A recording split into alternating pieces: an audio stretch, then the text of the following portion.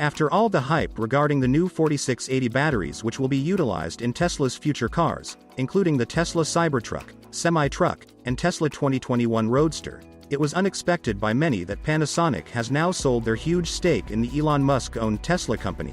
But why did Panasonic randomly sell all its Tesla shares? And what is happening to the Tesla and Panasonic partnership? These questions will be answered today. But first, welcome to Tesla Future, where we talk about the future of Tesla, Tesla stock, and Elon Musk's projects.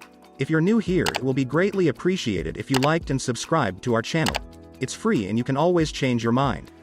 Panasonic, which jointly owns a battery factory with Tesla, sold the entirety of its stake in the electric vehicle maker for around 400 billion yen, which is around $3.6 billion.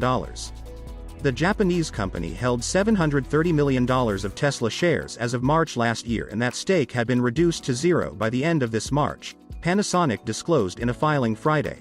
Tesla's stock appreciated more than fivefold over the 12-month period.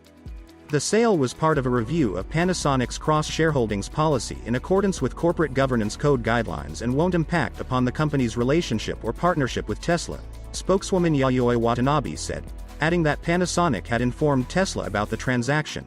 Proceeds will be used for investing in future growth, she said. The Nikkei reported the news earlier, saying Panasonic will use the proceeds to help pay for its $7 billion acquisition of artificial intelligence software developer Blue Yonder. Panasonic, under new president and chief executive officer Yuki Kusumi, has embarked on a 2-year mission to churn out more batteries for Tesla and shake free billions of dollars to invest in new areas of growth by making the company more efficient. Better efficiency in operations such as manufacturing will increase Panasonic's ability to generate cash, in turn freeing up hundreds of billions of yen to direct toward new initiatives, including mergers and acquisitions, Kusumi, who formerly took the helm of the 103-year-old Japanese company on Thursday, said in an interview with Bloomberg. That drive to streamline operations is one of the reasons Panasonic decided to acquire Blue Yonder earlier this year. With the Arizona-based company's software and its own sensor technologies, Panasonic can analyze site operations for inefficiencies, such as when workers are being left idle between tasks, Kusumi said. Tesla counts Panasonic as its longest-standing battery supplier, and the two have invested billions of dollars in a battery factory in Nevada. The relationship has been contentious at points, with Panasonic facing frequent, and at times public, prods from Tesla chief executive officer Elon Musk to boost battery production. Panasonic also has a battery partnership with Toyota Motors. The global market for EV batteries is projected to reach $35.4 billion in 2023. As we know, Panasonic's new president and chief executive officer Yuki Kusumi will be starting a 2-year mission to deliver more batteries for Tesla and shake free billions of dollars to invest in new areas of growth by making the company more efficient. He won't be doing that from the second-floor office used by the company's founder, a room overlooking a fountain and manicured lawn dotted with statues at Panasonic's Osaka headquarters. The 56-year-old, who rose through the engineering ranks, is shunning the space to work alongside staff. Kusumi, who formally takes the helm of the 103-year-old Japanese company on Thursday, says he's focused on improving efficiencies from the manufacturing floor up. That type of work can't be done locked away in the president's office, he said in an interview earlier this month. Those are the type of things I'm out to change. Some 20 years ago, Panasonic was topping global consumer electronics sales, with a hand in everything from televisions to digital cameras and mobile phones. In the years since it's faced tightening margins and rising competition from rivals in South Korea and China, what's now critical? Panasonic's change of guard follows a decade of unparalleled shifts for the company, which operated for most of its time as Matsushita Electric Industrial Co., before changing its name. Kazuhiro Suga, Panasonic's previous chief executive, spent close to 9 years shedding struggling businesses, such as plasma TVs, and ultimately handed to Kusumi a leaner company no longer bleeding red ink. Now, it's Kusumi's job to steer Panasonic onto a path of growth. The immediate plan is to spend 2 years specializing and sharpening Panasonic's remaining businesses. As it transitions to a holding company, each business will be expected to operate more quickly and independently. Better efficiency in operations such as manufacturing will increase Panasonic's ability to generate cash, in turn freeing up hundreds of billions of yen to direct toward new initiatives, including mergers and acquisitions. I don't think it'll take 2 years, but we're pushing to reach that state, Kusumi said. Many of the struggles that Panasonic encountered supplying batteries to Tesla in the past stemmed from insufficient productivity, according to the new CEO. The high-flying automaker's oldest battery supplier in 2014 committed to invest in the multi-billion-dollar battery factory the two jointly operate in Nevada. The years since have been contentious at points, with Panasonic facing frequent, and at times public, prods from Tesla CEO Elon Musk to boost battery production.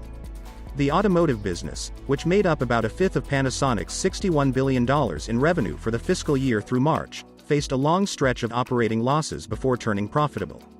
Kusumi remembers working under intense pressure from customers. "It doesn't matter how much you want to grow sales or increase profit if you don't have the capacity to do so," he said. Going forward, the company will focus on raising plant operation rates as much as possible while automating processes and keeping facility costs low.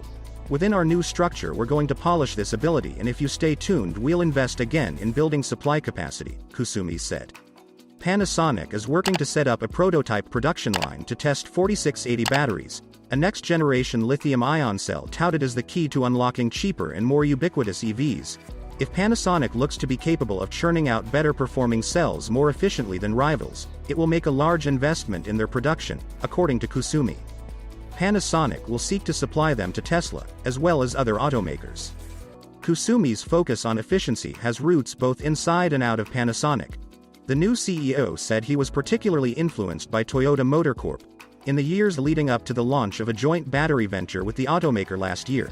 Toyota's manufacturing concepts, known as the Toyota Production System, or TPS, focus on perpetually improving efficiency and have been widely emulated by others in the auto industry. There are few companies in which operational strength is, itself, a strategy, Kusumi said.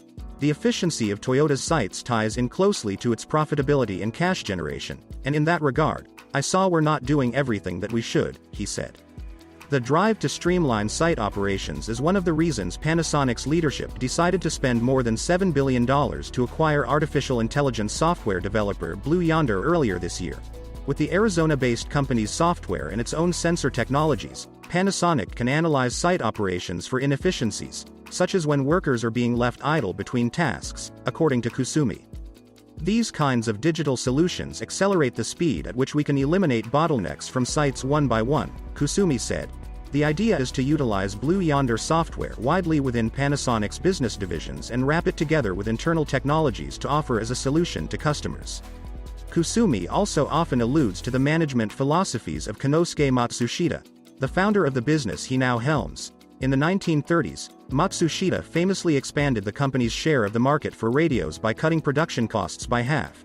Now is the time to again spread this idea within all of our business operations, Kusumi said. After all this information, do you own Tesla stock? And what are your thoughts on Panasonic selling its stake in Tesla?